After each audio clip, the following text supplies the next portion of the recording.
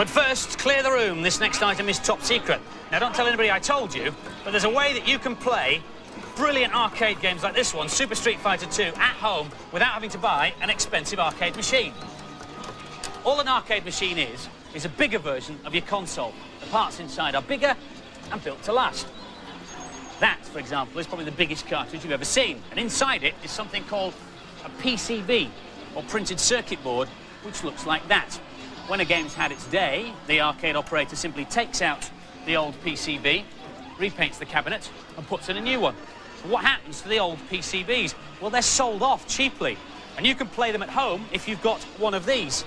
It's called a Supergun Deluxe, and it's an electronic box of tricks that lets you play arcade PCBs. You plug it in like this, plug in your joystick, and away you go.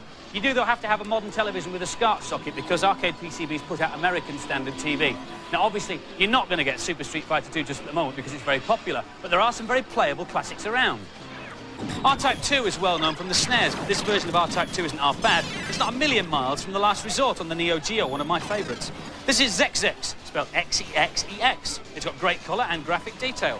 And finally, an unusual one, Capcom's 3 Wonders, 3 games in 1. A puzzle game, Don't Pull, a shoot-'em-up chariot, and this one, Midnight Wanderers.